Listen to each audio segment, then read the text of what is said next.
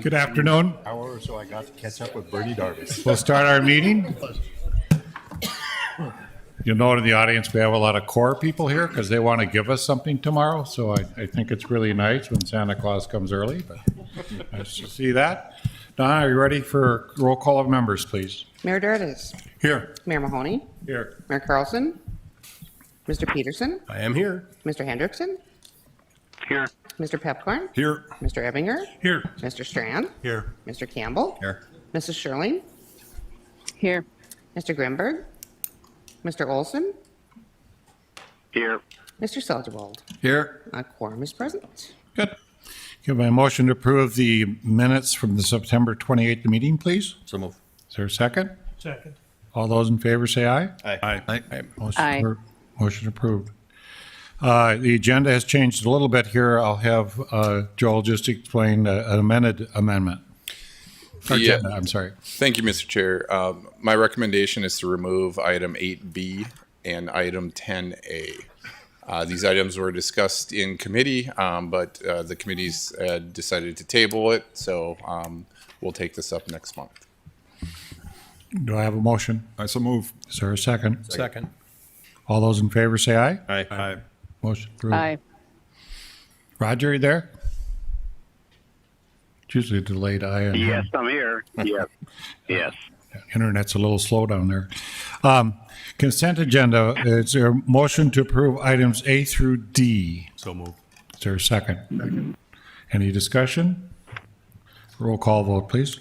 Mayor Mahoney. Aye. Mayor Dartis. Aye. Mr. Peterson. Yes. Mr. Hendrickson. Aye. Mr. Pepcorn. Aye. Mr. Ebinger. Aye. Mr. Strand. Yes. Mr. Campbell. Yes. Mrs. Sherling. Yes. Mr. Olson. Yes. Mr. Seldebold. Aye. And that is everyone. Executive report, Joel? Yeah, thank you, Mr. Chair and members of the board. So just want to kind of go over this last month. We had a lot of presentations and events and award recognition. So I just wanted to talk a little bit about that.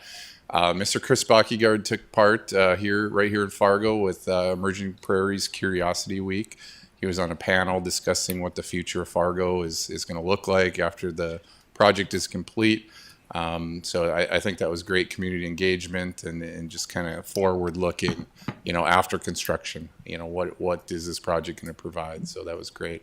The mayor and I, along with Colonel Swenson and Terry Williams and Deputy Assistant Secretary of the Army, is that correct?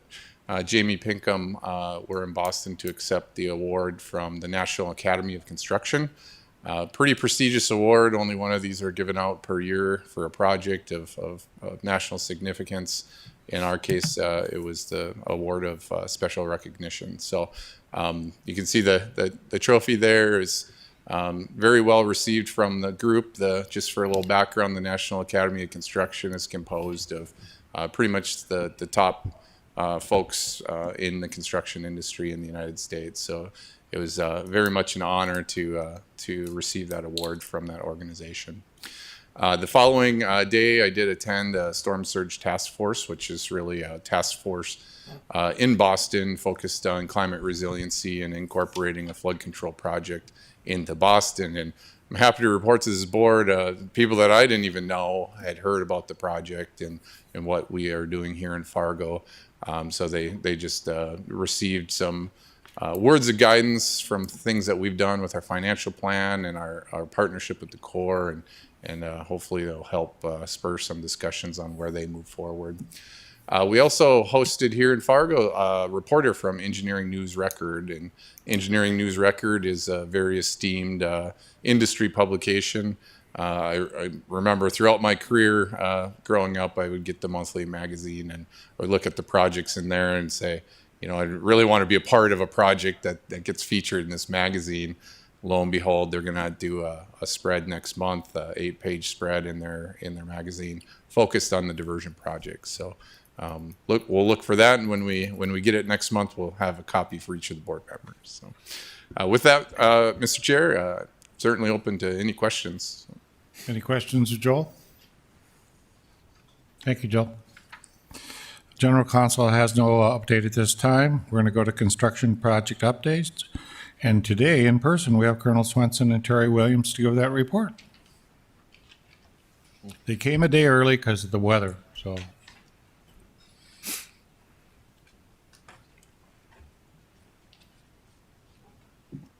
Mr. Chair, mayors, leaders of Fargo, thank you for the opportunity to come here and present. We didn't come here because of the weather. We came here to celebrate tomorrow what will be the first substantial completion and ribbon cutting for the diversion inlet structure, a project that's been a long time in the planning, a long time in design and construction, and I'm just happy that there's grass in the ground and the project has really come into fruition, and really is a symbol of the union between the federal construction portion and the southern embankment, and the tie-in to the diversion inlet channel, which we had the ribbon cutting for last year. Also, I just wanted to comment on the National Academy of Construction. You know, this project has received numerous accolades, but I think what we'll see tomorrow during this ceremony is really the award, right? The award is that we've got concrete in the ground. We have a wonderful project to celebrate, and it's really for everyone in this room and everyone in this community to celebrate the fact that one day soon, you know, we can put our shovels down, our sandbags away, and we can live behind this protection that the citizens of Fargo and Moorhead have needed and wanted for a long, long time. I'd be remiss if I didn't say that we've also had a number of other accomplishments and successes over this past year. We are closing out on Drayton Dam, that mitigation project. We've got I-29, which is rapidly coming to a close.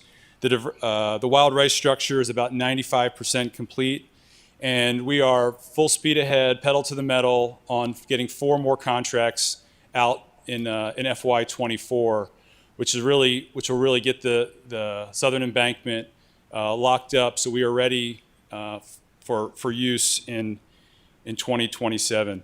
Also, I just wanted to thank in advance. You know, we have Senator Hoeven coming tomorrow from Washington, coming back to his home turf to celebrate this. He has been a longtime champion of this project, as this audience knows. And also, we have Mr. Connor, the Assistant Secretary of the Army for Civil Works, who will be coming to celebrate as well. He has been a huge champion of this project from the Corps and the federal government side.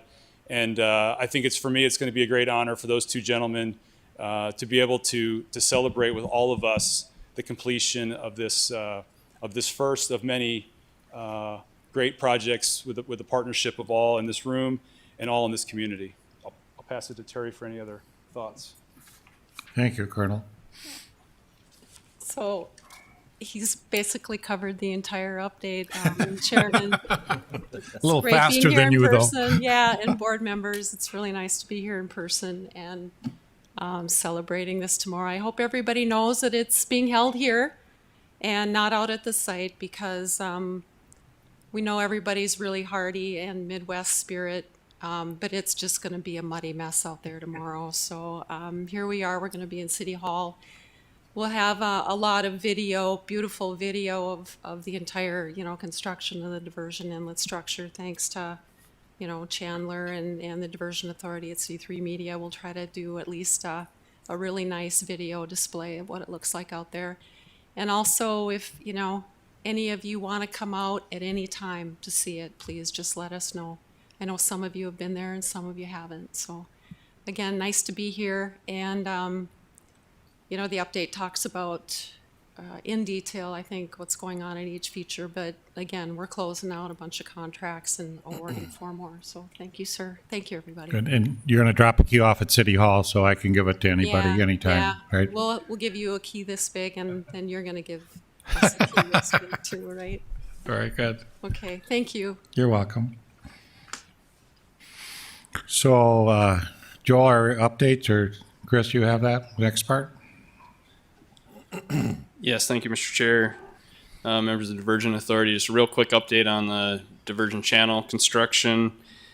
Things are moving quite well. As you can see from the colored map, we are now virtually all under construction down to I-94. Just a couple of minor elements that we're still finishing up designs. That was our RVA's primary objective.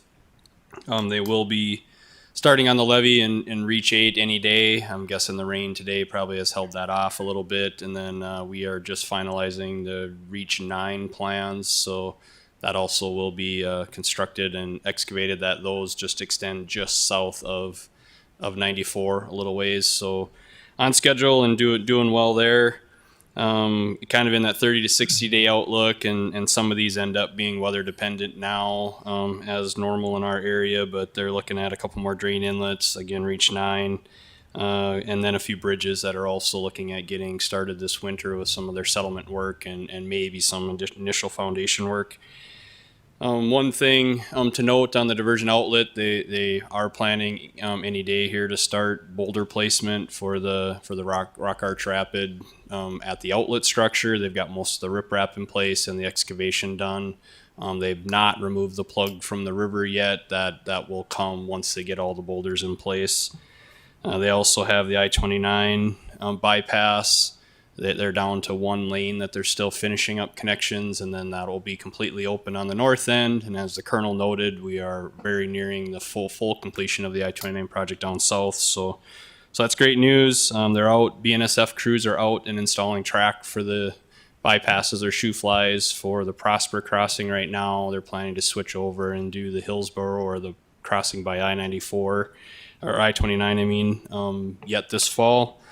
And then we're up over 14 million total cubic yards, and I think you'll hear in Tom's update that we set another record in excavation with this last month as far as moving earth as well. So on the design side, just a couple of quick notes there. We're up to 110 approved designs. 59 of those are utilities, 51 are project elements. That puts us at a little past half done with the design effort on the channel. So we're making great progress there as well.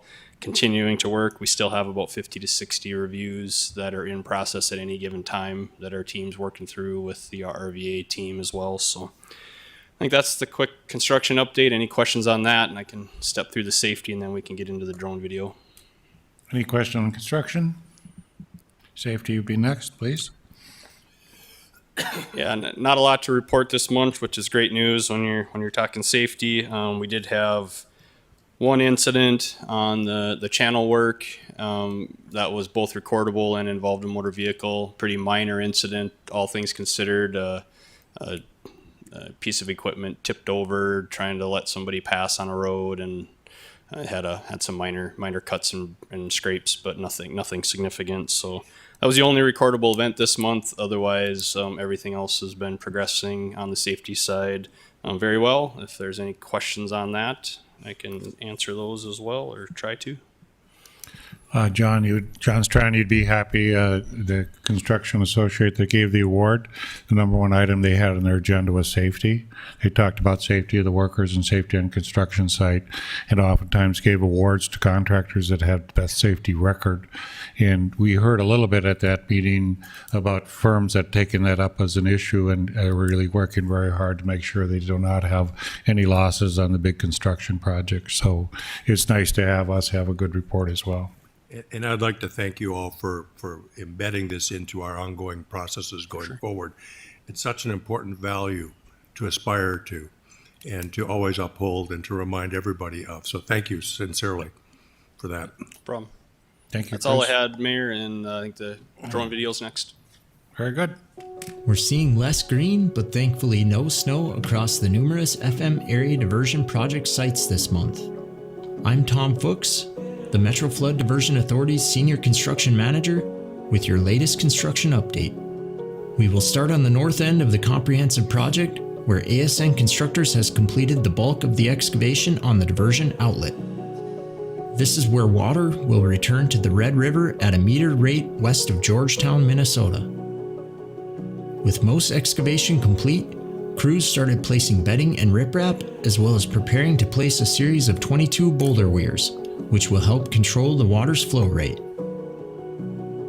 Southwest of the outlet, ASN Constructors completed roadway realignments where County Road 32 will cross the stormwater diversion channel. They've also finished the structural excavation for the new bridge abutments and piers and began driving piles to support those elements. Work will shift to pouring the abutments and piers in the near future at this site, the first of 19 road and railroad bridges included in the P3 portions of the comprehensive project to commence foundation work.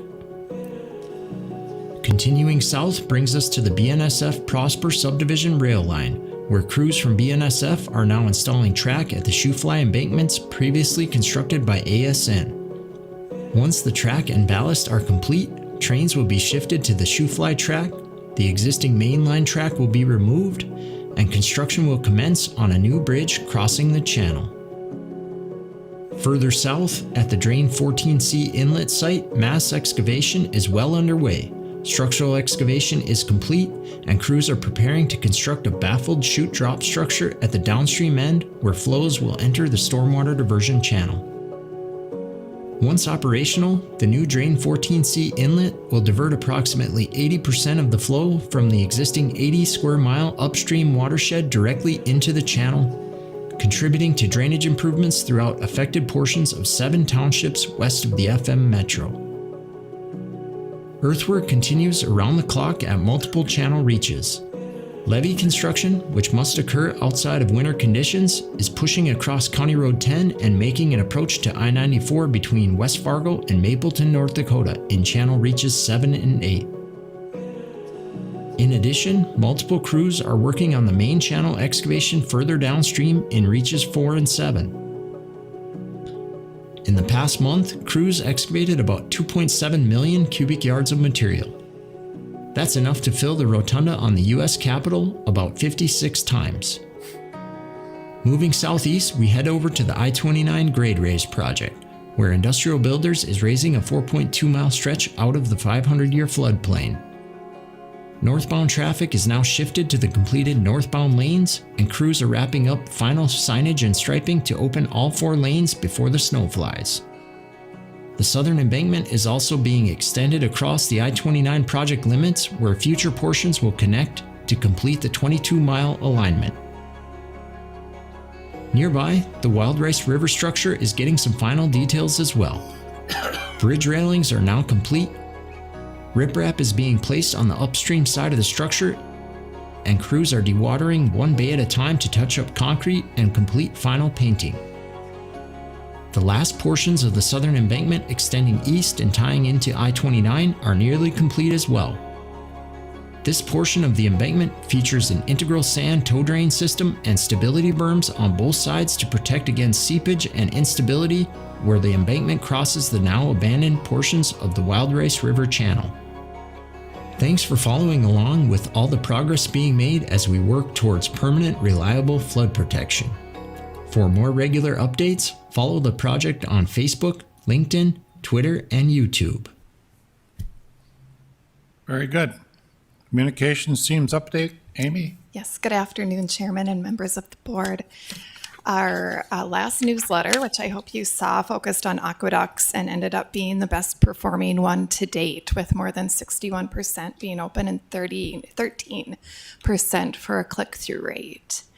And part of that was our latest Faces video with Yuta, who's the Bridges and Aqueducts manager. Our other videos, we helped contribute to a video that was played at the National Academy of Construction Awards, and then also provided a project update on a lot of the crossings that are being done right now. In terms of media relations, we can expect the engineering news record piece that Joel mentioned to be published right around November 13th. And then we also saw a couple of pieces in the form, a project update early in the month, and most recently, some news regarding the Recreation Task Force. Soon you'll be able to see a chamber advertorial as well. Their next issue of The Bridge is focusing on the future of Fargo and what that looks like. And so ASN Constructors and the MFDA partnered on sharing a piece for that newsletter. Coming up next, our newsletter is going to focus on winter prep, since that seems to be what we're all thinking about, and especially we get a lot of questions on how this continues in the middle of winter, especially North Dakota. So we'll answer some of those questions for folks, as well as share a video of Greg Yavicoli speaking to some of that, and working on an animated video that helps explain it too. That's all I have this month. Or do you have any questions I might be able to answer? Any questions of Amy? Thank you. Thank you. Land management update, Mary Sherling. I think Jody's at the podium. Mary, do you have comments?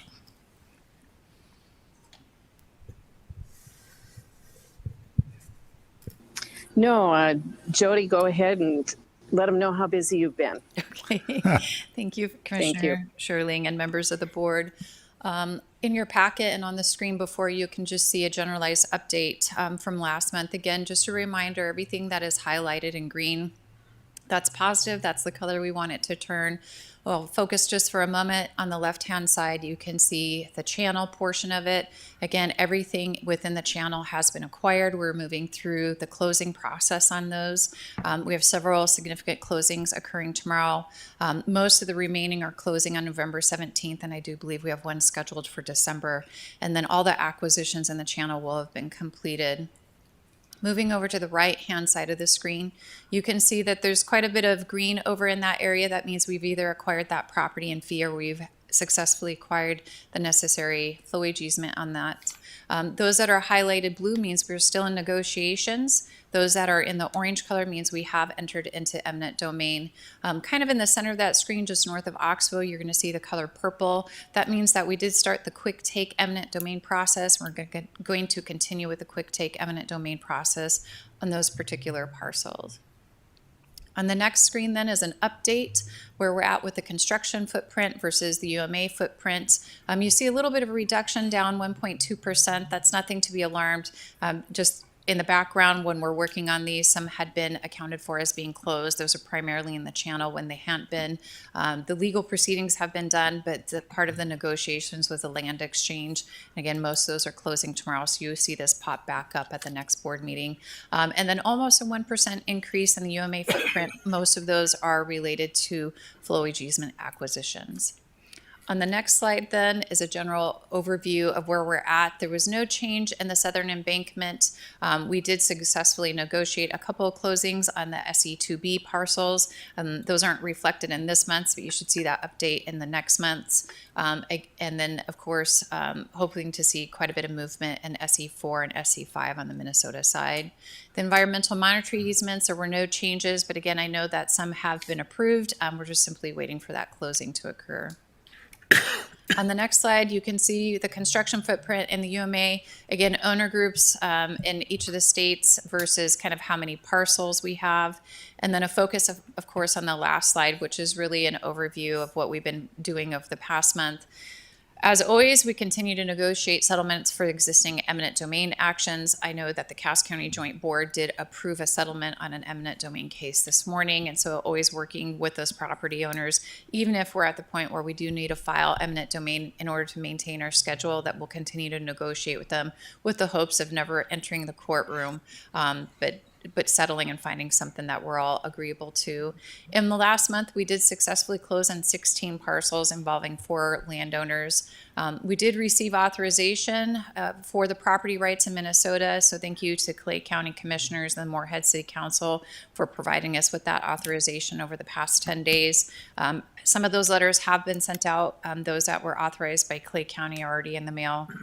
Those that are associated with the Moorhead City Council, those will be mailed by Monday. That does give the property owners up until about November 20th to come back to us with their response to those last written offers. And again, we're very hopeful that we've provided them with enough leeway that they'll find these acceptable, and we'll be able to have a very busy agenda at the Moorhead Clay County Commission meeting next month. So we did approve the first plat of the project lands in Weiser Township for the diversion channel.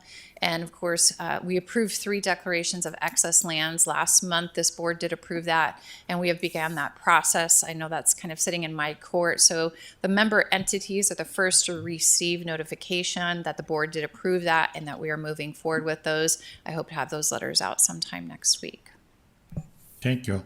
Any questions? Mr. Strand. Thank you, Jody. I'm just curious, if you were to get up in the balcony, how would you describe the situations of the settlements that are not happening, or the potential eminent domains? Is it costs? Is it just principle, people that dig their heels in and refuse to?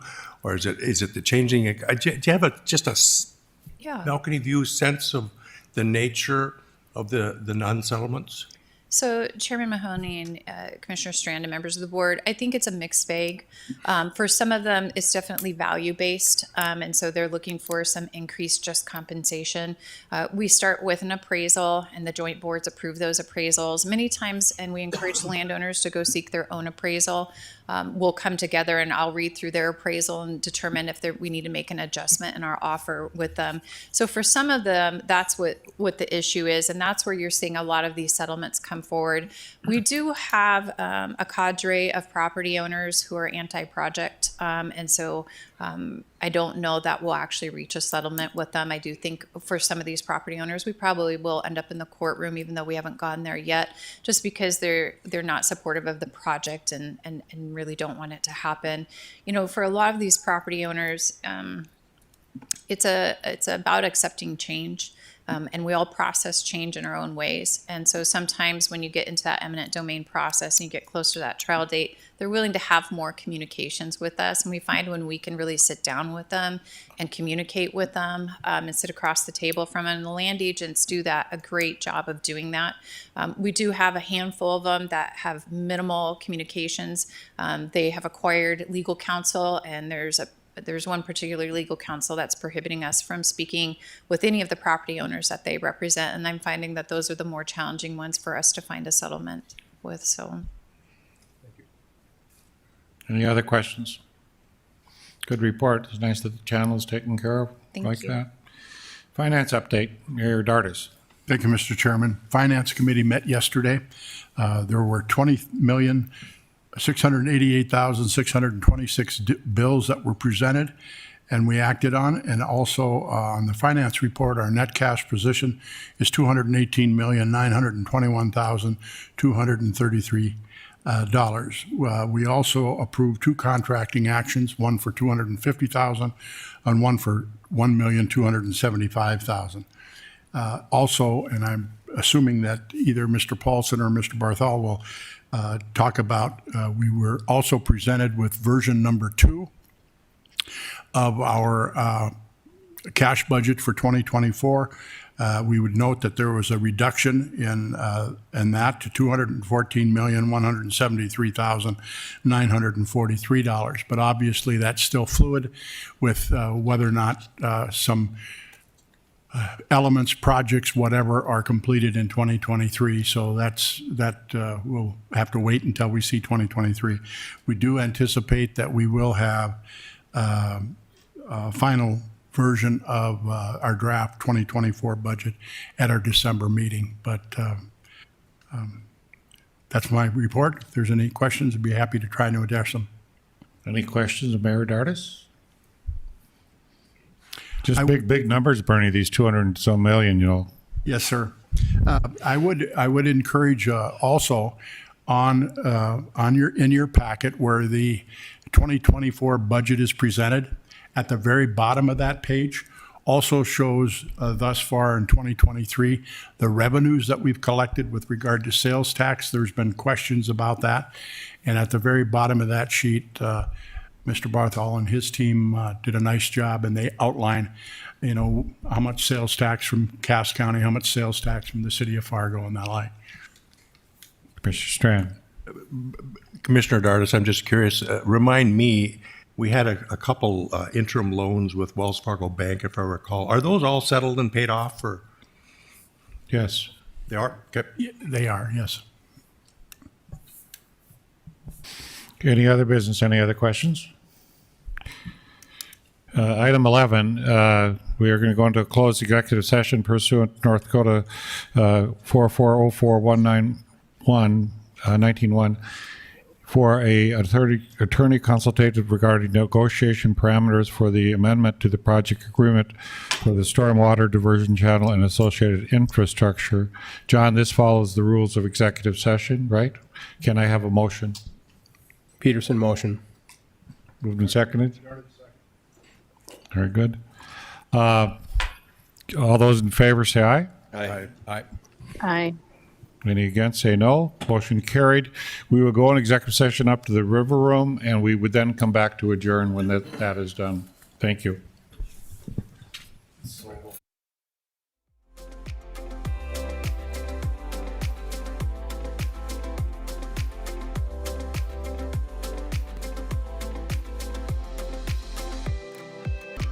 say aye. Aye. We're adjourned. Thank you. Thank you. Oh, that was good. What a complaint.